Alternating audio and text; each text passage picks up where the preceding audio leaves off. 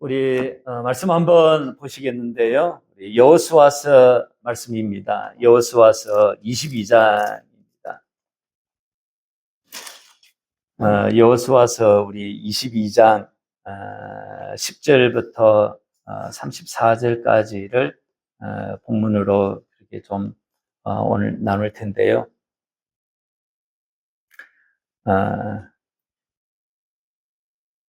그러나 오늘 말씀 우리 다 읽지 않고요. 중간중간에 우리 좀 읽었으면 좋겠습니다.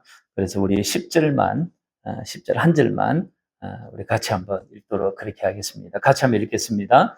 로벤 자손과 므낫세 반 지파가 가나안 땅 요단 언덕가에 이르자 거기서 요단가에 제단을 쌓았는데 보기에 큰 제단이었더라. 아멘. 오늘 설교 제목이 관계도 로가 될 수 있다. 그런 제목으로 같이 말씀을 좀 전하겠습니다.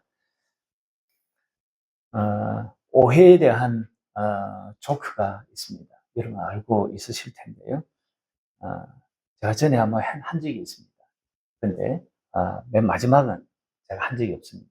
그래서 그 부분이 조금 업그레이드 된 것 같아요. 제가 막 좀 무겁게 오늘 좀 시작을 안 하고 싶어가지고 열심히 쇠가 빠지게 찾은 거예요. 쇠가 빠지게 찾았는데 쇠가 빠지게 찾은 게 겨우 이 따위입니다. 좀 어느 따위인지 한번 보시기 바랍니다. 할머니가 버스 정류소 버스를 기다리고 있었는데 이놈의 버스가 한참 안 오는 거예요. 근데 마침내 버스가 다 온 거예요. 그래서 이 할머니가 왔대 그렇게 이야기한 거예요. 앞에 있던 미국 청년이 왔대라고 그러니까 뭘 묻는 줄 알고 오늘 먼데이인 거예요. 그럼 먼데이 그렇게 이야기를 한 거예요. 그랬더니 할머니 미국 청년이 먼데이라고 하니까 이게 뭐 몰라서 묻나? 그래가지고 저거 버스데이 그렇게 이야기한 거예요. 버스가 온다 버스데이 그렇게 이야기한 거예요. 그랬더니 미국 청년은 아유 할머니가 영어로 이 버스데이라고 이야기하는 것 같아. 발음이 저래가지고 좀 이 버스데이를 이 버스데이 그렇게 이야기하시는가 보다 싶어가지고 그래서 할머니가 생일이시구나. 그래가지고 할머니 생신 축하한다고 해피 버스데이 그렇게 이야기하는 거예요. 그랬더니 할머니는요 미국 청년의 버스 종류를 저 버스 종류가 해피 버스인 줄 알고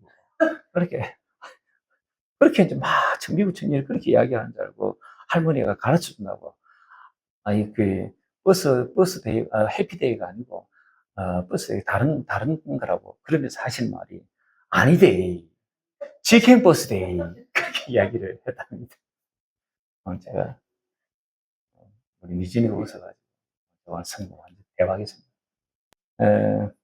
고등학교 어떤 반에 이제 야자 시간에 아이들이 야자를 열심히 하고 있는데 선생님이 이놈들이 야자를 제대로 하고 있나 안 하고 있나 싶어가지고 그걸 이제 딱 보러 이제 간 거예요.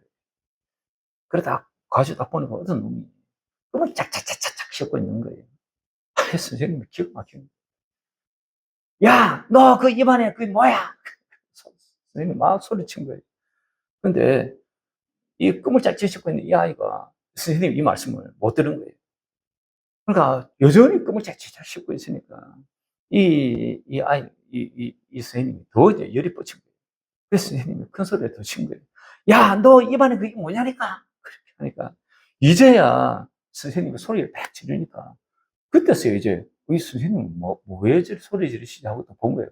그래서 네 이렇게 소리를 한 거예요. 그랬더니 선생님이 너 입안에 뭐냐니까? 너 입안에 뭐냐? 물은 거예요. 너 입안에 뭐냐? 너 입안에 뭐냐? 물었더니 이 아이가 선생님 저요? 저 입안에 반장인데 예. 그렇게 대답을 했다.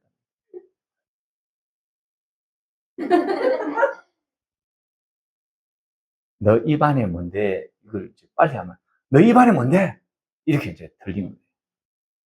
지금 웃으신 분은 앞만 보지 사람은 말은 맞는데 말투 때문에 오해받는 사람들이 종종 있습니다. 이런 말투 어떠세요? 그냥 왜 몰라? 저 말은요 어떻게 보면 왜 그 정보를 모르냐고 물었던 말 같잖아요. 그런데 비난처럼 들리기도 하는 거예요. 비난. 근데 저런 말도 있습니다. 그냥 내가 할게. 이 말은요, 배려가지만요, 상대를 무능하게 만드는 그런 말투입니다. 또 저런 말도 있습니다. 아니, 저게 아니고, 저런 말이 있죠. 저 말은 내 말만 옳다는 듯한 뉘앙스의 그런 말투인 거예요. 근데 저런 말도 있습니다. 됐어. 말 안 할게. 이 말은요, 침묵이 아니라 감정을, 자기의 감정을 던지는 그런 방식의 말투입니다. 말의 내용보다 말투가 먼저 상처를 주는 그런 경우들이 있습니다. 오해죠. 오해입니다. 오늘 우리가 읽은 본문 말씀에도 오해로 인해 가지고 같은 민족끼리 큰 비극이 벌어질 수 있는 그런 사건을 오늘 본문이 담고 있습니다. 오늘 본문의 시점은요, 가나안을 정복을 하고 난 다음에 이제 땅 분배까지 마친 시점입니다. 그러니까 출애굽을 BC 1446년에 했고, 그리고 40년의 방황 끝에 가나안에 입성했을 때가 40년 후 정도라고 보면 1406년, 그리고 1406년에 이제 전국 전쟁을 펼치기 시작해가지고 한 5, 6년이 걸렸을 거라고 생각이 듭니다. 그리고 그 이후에 이제 땅 분배도 하고, 그리고 레위 지파에게는 너희들이 살 성읍, 목초지 이런 것도 다 분배를 하는 거예요. 그리고 그 안에 또 도피성도 이렇게 지정을 해줍니다. 이런 세월들도 몇 년이 걸렸을 거라고 추정을 합니다. 그래서 아마 이 시점쯤에는 땅을 다 분배하고 오늘 본문이 쓰여질 이 시점에는 아마 BC 1390년대 어느 시점이지 않겠나 그렇게 추정을 합니다. 그동안 요단 동편 땅을 기업으로 분배받았던 지파들이 있죠. 르우벤과 가앗과 므낫세 반지파. 이들은요, 요단강을 건너기 전에 이 아모리 족속을 정복을 하고 땅 분배를 받았던 지파예요. 이 지파의 사람들이 요단강 서편 땅, 가나안 땅을 정복하는데 이들이 용사로 출전을 한 거거든요. 그런데 이제 정복 전쟁도 일단락지었고 땅 분배도 이제 다 끝난 거예요. 그래서 이제 두 지파 반에서 그렇게 용사로 출전했던 이들이 이제 돌아갈 시간이 된 거예요. 그래서 이제 그들을 돌아가게 합니다. 그게 9절의 말씀입니다. 9절 한번 보시죠. 우리 10절을 읽었는데 9절에 이렇게 되어 있습니다. 르우벤 자손과 가앗 자손과 므낫세 반지파가 가나안 땅 실로에서 이스라엘 자손을 떠나가지고 여호와께서 모세에게 명령하신 대로 받은 땅 곧 그들의 소유지 길라앗으로 가니라. 이 길라앗이 요단 동편 땅을 이야기를 하는 것이거든요. 그 땅으로 돌아간 거예요. 오늘 본문의 주요 사건은요, 이렇게 돌아간 저들, 그러니까 두 지파 반에서 용사로 참전했던 저들이 이제는 다 일단락을 짓고 이제 돌아간 거예요. 돌아간 저들로 인해서 생긴 일이에요. 저들이 돌아가가지고는요, 요단강 언저리에 큰 재단을 쌓은 거예요. 큰 재단을 쌓은 거예요. 그게 10절의 말씀입니다. 우리가 읽었던 10절의 말씀입니다. 저들의 마음속에는 지금까지 전쟁 가운데 지켜주신 하나님의 은혜가요, 너무 감사했던 거예요. 그리고 그것이 감격스러웠던 거예요. 전장을 누빈 것이지 않습니까? 전장을 누빈 동안에 자기가 다치지 않고, 그리고 목숨도 여전히 보존하고 있다라고 하는 것은 생각해보면 정말로 감격스러운 거죠.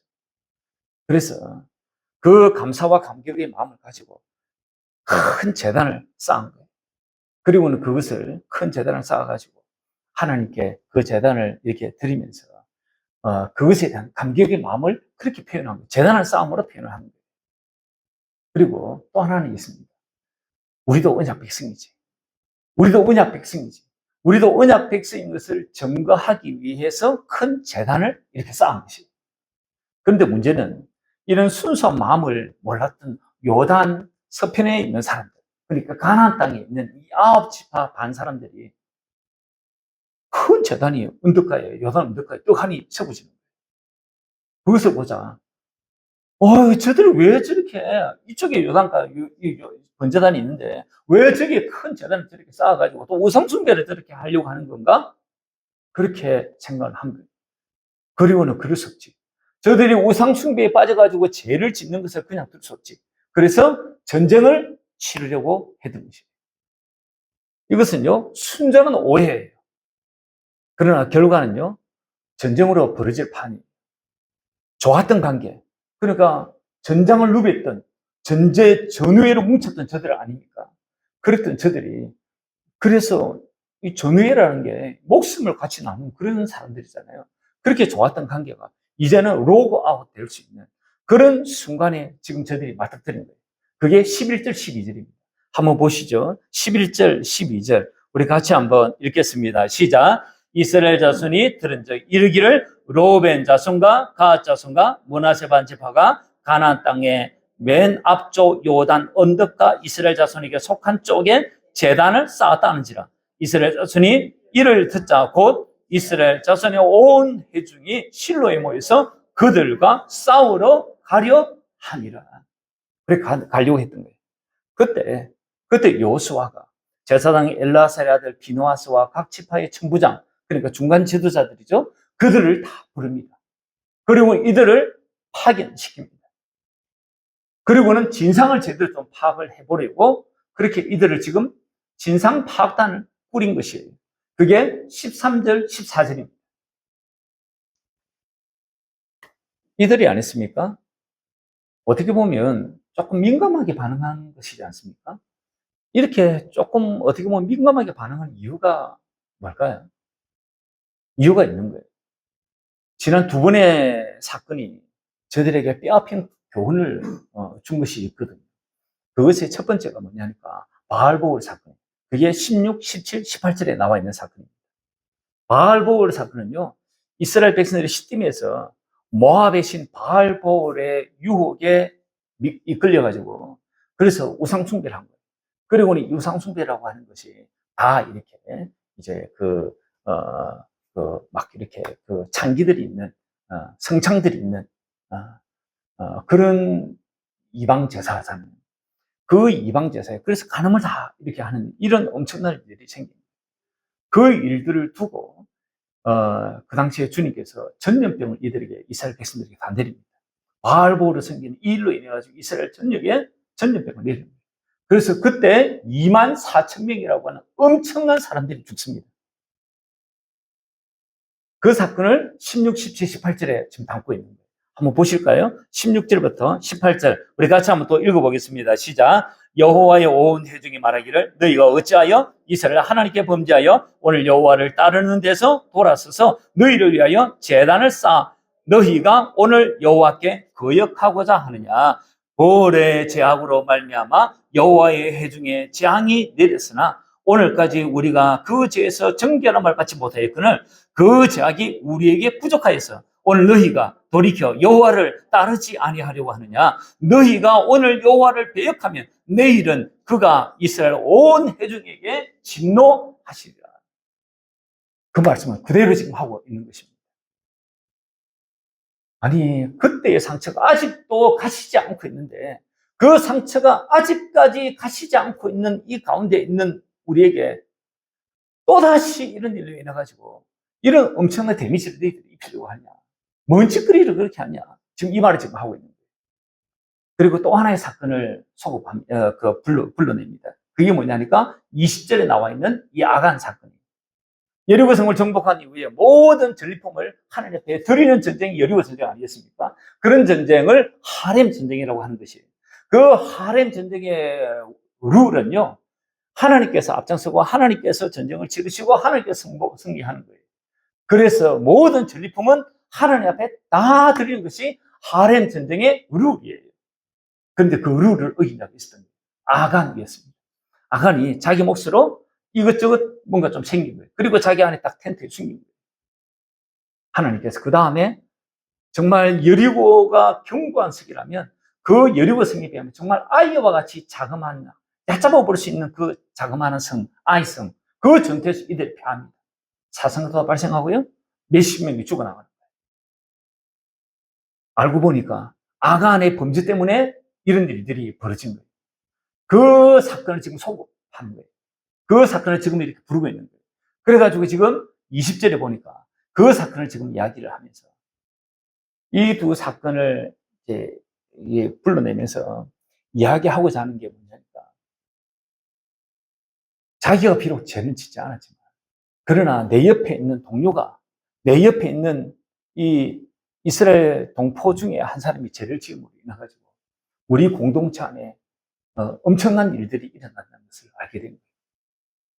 그래서 이 두 사건을 통해서 저들이 학습한 것은, 우리는 서로 간의 생명으로 서로 엮여져 있는 생명 공동체구나 라고 하는 것을 이들이 깨달은. 그래서 지금 이들이 이렇게 어떻게 보면 조금 민감하게 반응하는 것입니다. 우리가 우상숭배를 하지 않았지만 너희들이 만약에 두 집합 안에 저 사람들이 우상숭배를 하면 우리에게도 생명이 서로 연결되어 있기 때문에 우리에게도 어떻게 될지 모른다는 거예요. 그래서 민감하게 반응을 하는 것입니다. 진상을 파악하기 위해서 대변인을 파견하는 것 아주 좋은 일입니다. 성급히 남을 판단하고 정죄하기보다 진위를 파악하기 위해서 신중했던 것 아주 잘한 일입니다. 그렇게 파견된 대표단 사람들이 두 집합 이 사람들에게 파견을 가지고 그곳에 도착을 합니다. 그리고는 진상 파악하기 위해서 질문을 하겠죠. 그 질문을 던진 내용에 대한 답이 22절, 23절의 내용입니다. 저들이 이렇게 답을 한 것입니다.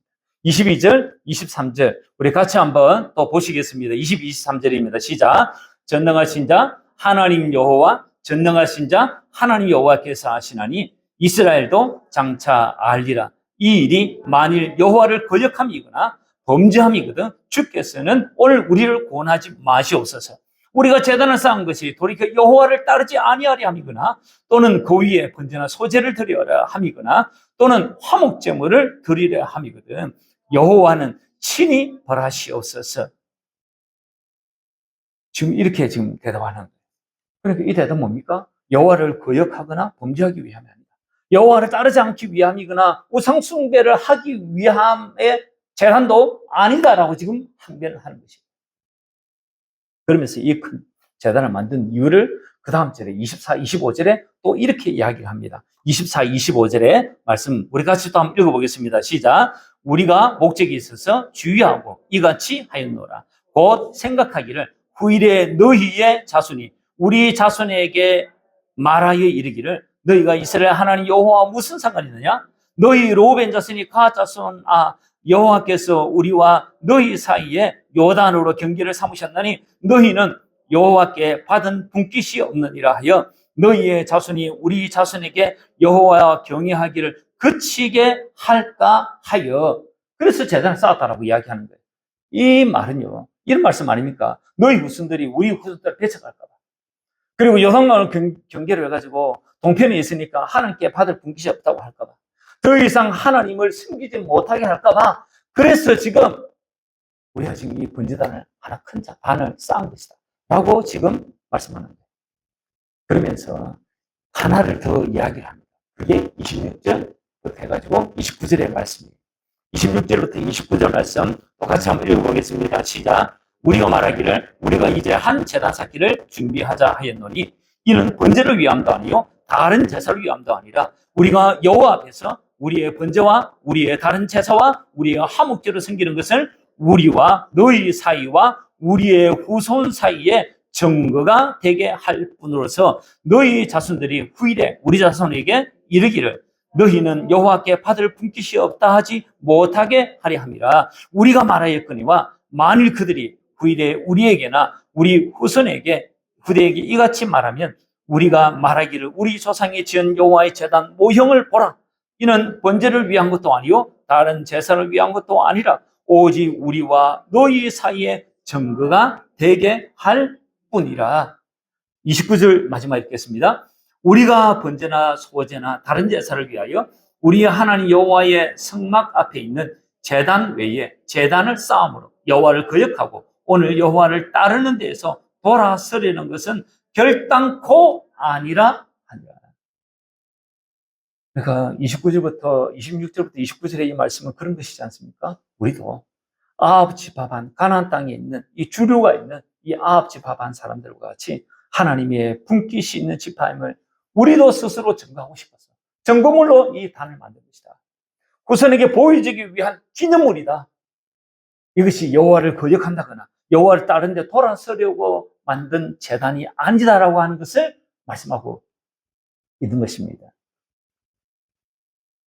이렇게 말을 하니까 이제 오해가 다 풀린 것이지 않습니까? 정말 오해가 다 풀린 거예요. 온 이스라엘 백성들이요. 하나님 앞에 찬송하고 기뻐하고 오히려 이전보다 더 기뻐하는 일이 전화위복이 된 것이에요. 살다 보면 교회 안이건 가정이건 또 일터에서건 오해가 생기는 경우들이 종종 있습니다. 그때 경계해야 할 것은요. 성급하게 판단하는 것입니다. 그리고 성급하게 결과를 보고자 하는 거예요. 그거 우리가 경계하셔야 합니다. 그래서 이런 체크 포인트를 가지는 것은 아주 지혜롭고 현명하다고 생각이 듭니다. 오늘 본문을 통해서 보게 되는 체크 포인트 3가지가 있습니다. 하나는요, 먼저 자신 판단하는 것을 자신이 했던 그 판단을 맹신하지 않는 것입니다. 지금 9지파 안의 사람들의 판단이 지금 잘못되었지 않습니까? 오해예요. 잘못 판단한 거예요. 지금 우리는요, 이 성경책을 읽고 있는 우리는, 독자들은요, 전지적 시점을 가지고 있어요. 이 전지적 시점에 있는 우리 독자들은요, 이거 오해인데?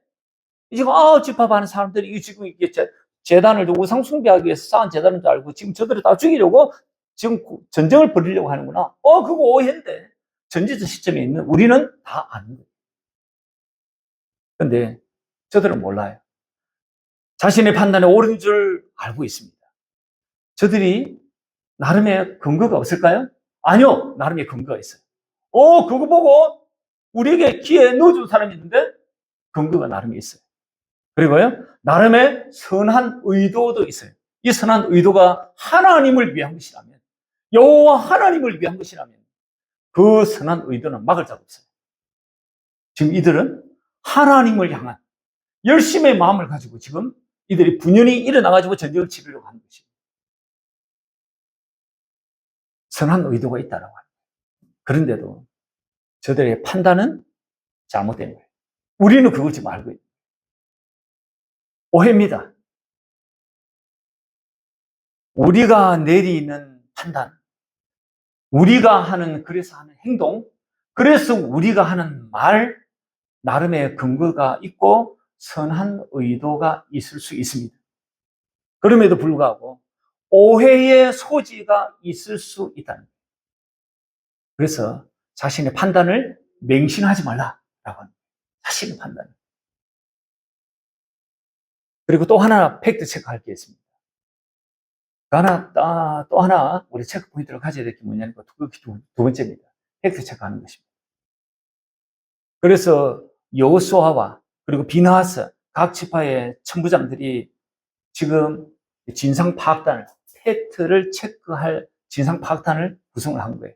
그리고 그런 팩트 체크하러 지금 2지파 반이 있는 요단강 동편 땅으로 지금 갔던 것입니다.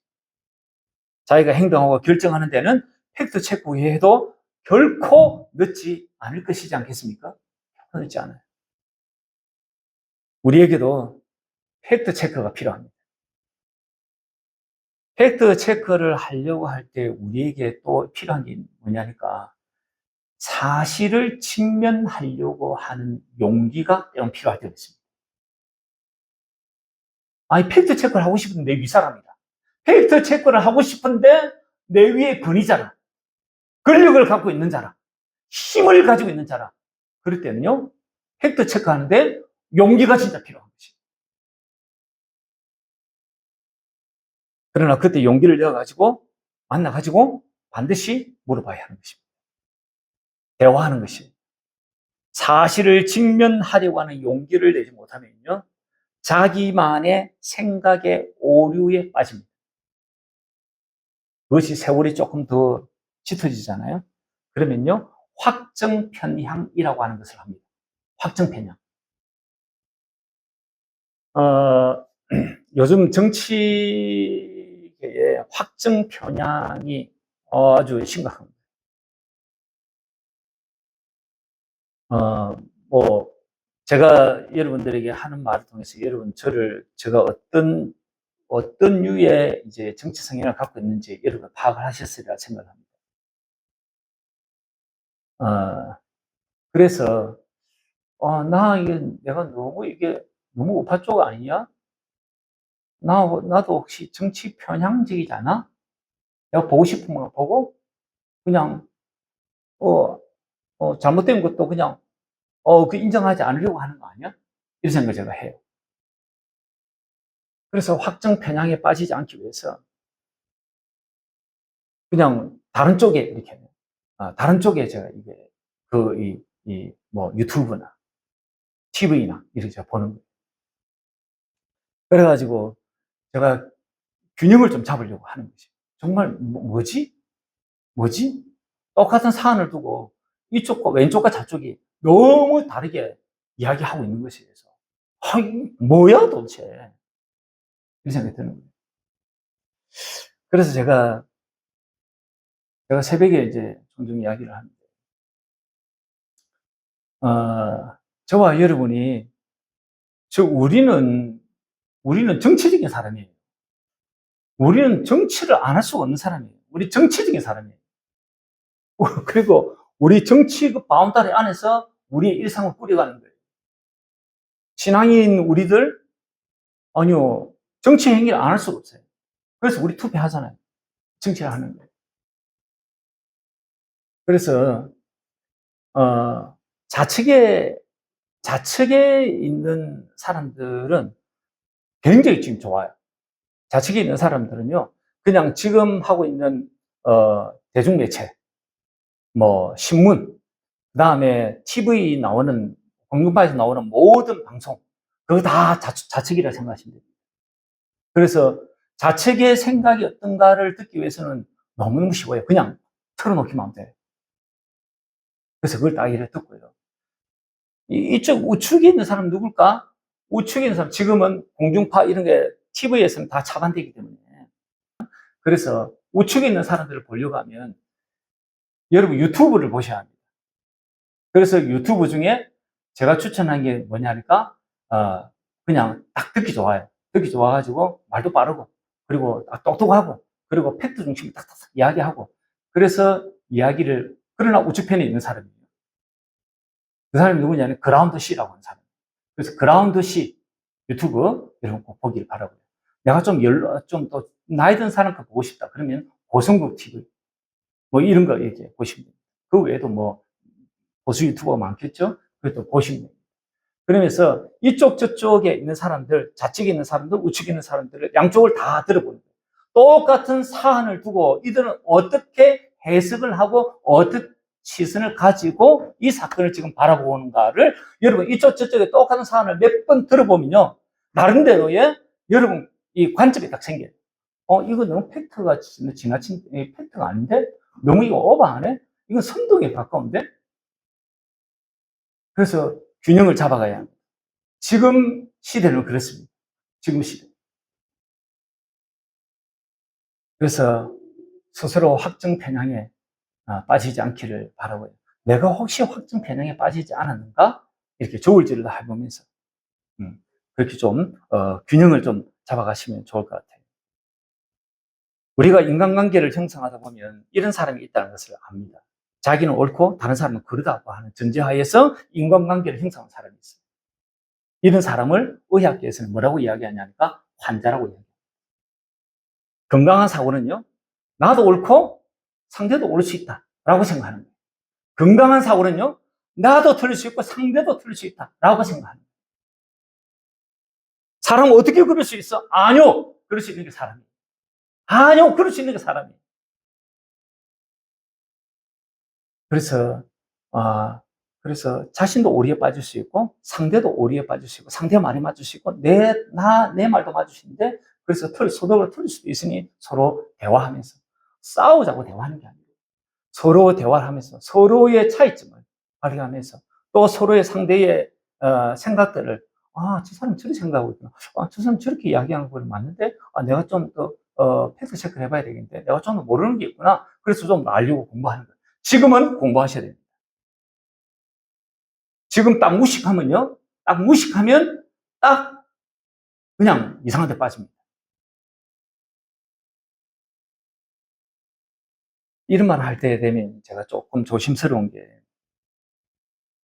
뭐 이쪽 저쪽 그냥 다 뭐 이렇게 좀 균형을 다 인정하고 다 뭐 받으라는 식으로 제가 이야기가 되기 때문에 조금 조심스러운 게 진리 문제에 있어 가지고 진리라고 하는 이 문제에 있어 가지고도 그렇게 해서는 안 된다라고.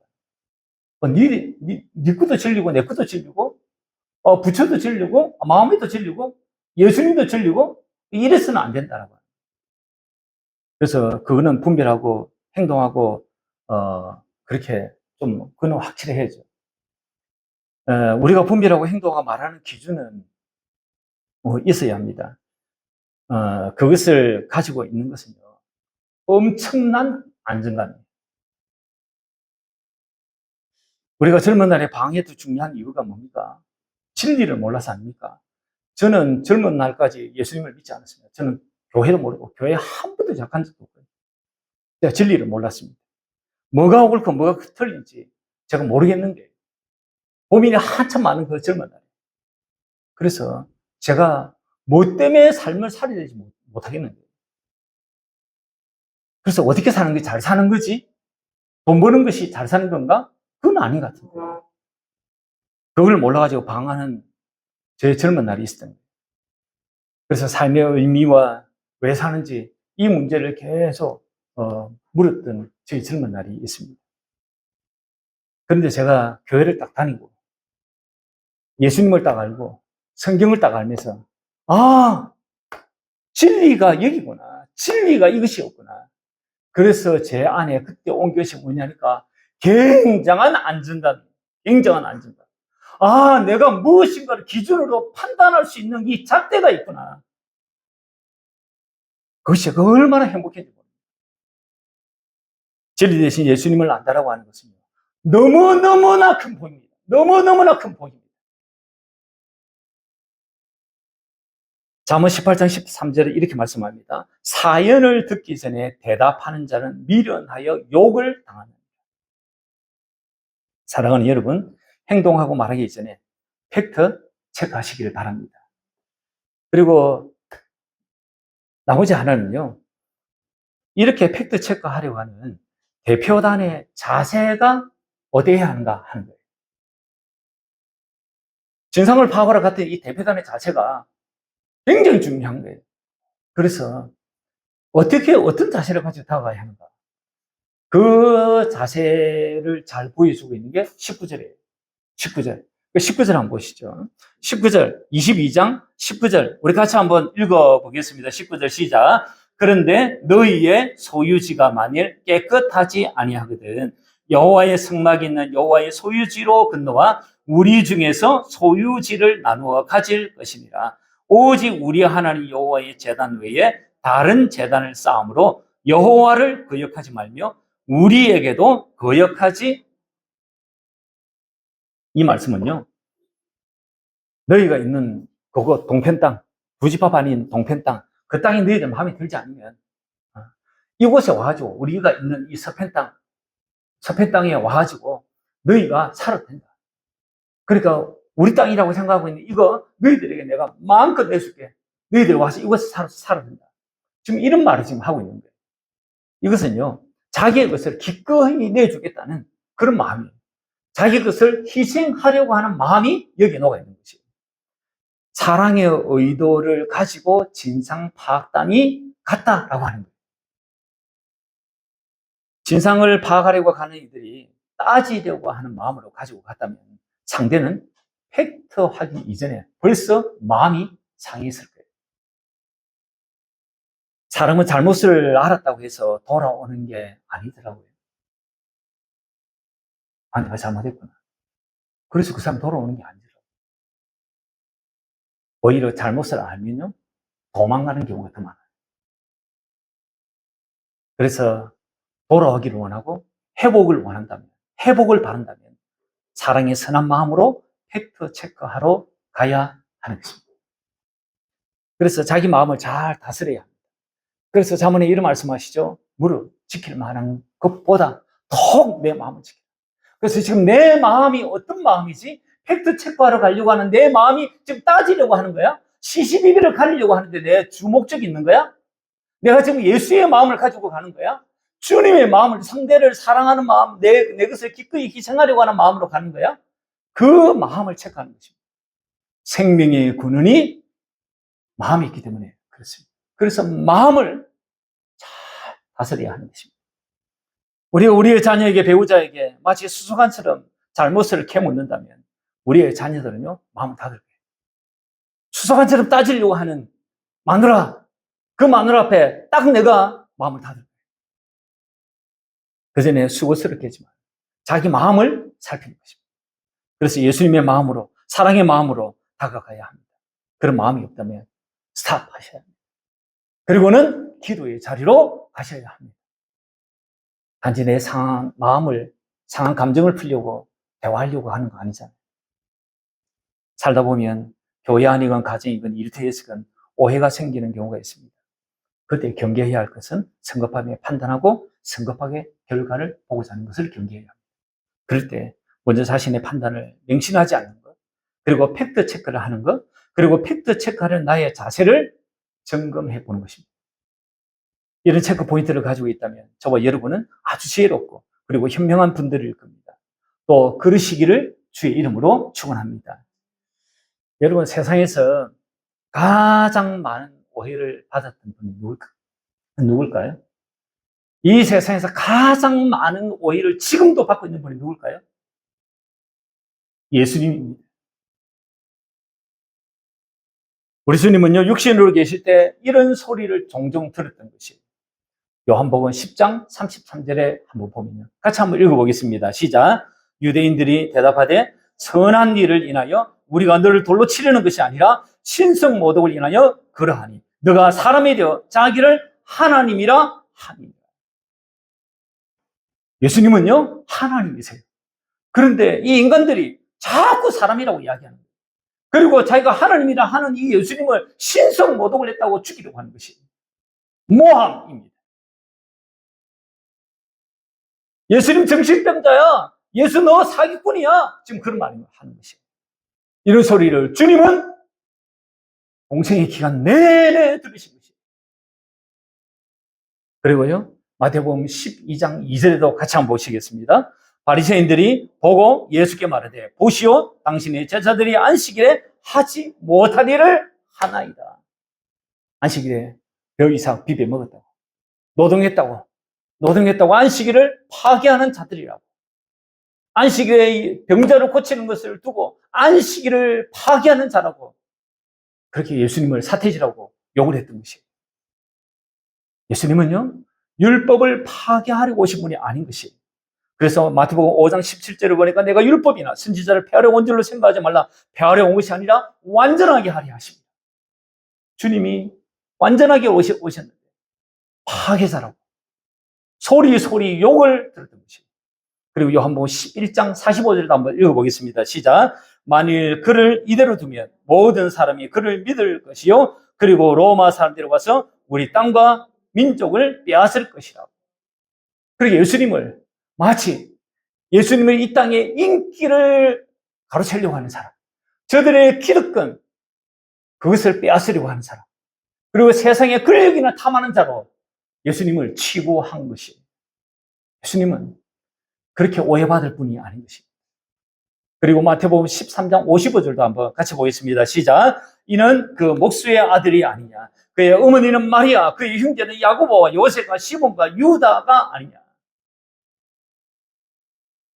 유다의 대다수의 많은 사람들이 예수님을 저 메시아 아니야? 저 그냥 평범한 사람, 그냥 요셉의 아들 아니야? 그냥 한 인간으로 본 것이. 예수님은 메시아로 오신 것이. 예수님은 메시아인 것이. 그런데 사람들이 예수 저거 인간이야. 저거 나와 같은 똑같은 인간인데 뭐 지가 메시아라고 소리 질러? 예수님은 그런 오해를 받으신 것이에요. 그리고 마가복음 3장 22절 한번 보시겠습니다. 예수께 예루살렘에서 내려온 서기관들은 말하기를 그가 바울세불이 들렸다 하고 또 귀신의 왕의 힘을 빌어 귀신을 쫓아낸다 하더라. 예수님께서 능력을 행하시고 사람들이 그랬던 것이에요. 저 악한 귀신 들려가지고 저 하는 거 아니야? 바알세불은 귀신의 왕이거든요. 저 귀신의 왕, 더 큰 귀신, 이렇게, 이, 짝두비에 타는 이 강신무당, 그 힘을 빌어가지고 지금 저 귀신 쫓아내는 거 아니야? 저런 놀라운 능력을 행하는 거 아니야? 예수님을 귀신 들린 자로 치부를 했던 것입니다. 예수님 당시의 사람들이 우리처럼 지혜롭고 그리고 현명했다면, 그래서 자신의 판단을 맹신하기보다 성경에 근거한 팩트 체크를 하고 팩트 체크하려고는 자신의 마음 자세를 점검해 보았다면 결단코 예수님을 오해하지는 않았을 겁니다. 예수님과의 관계가 로고화되지는 않았을 겁니다. 근데 저들은 그렇게 하지 않았다. 팩트 체크하지 않습니다. 팩트 체크는요, 성실해야 되거든요. 팩트 체크 하려고 하면요, 열심히 있어야 돼요. 근데 그렇게 하지 않아요. 뭐 그냥 그렇지 뭐. 그래서 결국 그 당시에 선동가들이 있었습니다. 바리새인, 서기관들, 대제사장들, 그리고 상인해드린 공임원들, 이들에 의해서 주님이 죽임을 당한 것입니다.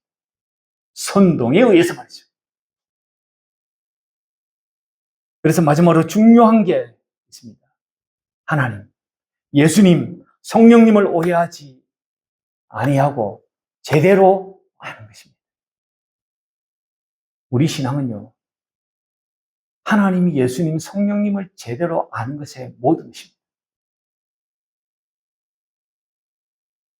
그래서 요한복음 17장 3절의 말씀을 한번 보시면요, 저렇게 되어 있는데, 이렇게 되어 있습니다. 영생은 곧 유일하신 참 하나님과 그가 보내신 자 예수 그리스도를 아는 것이 영생이라고 말씀하고 있습니다.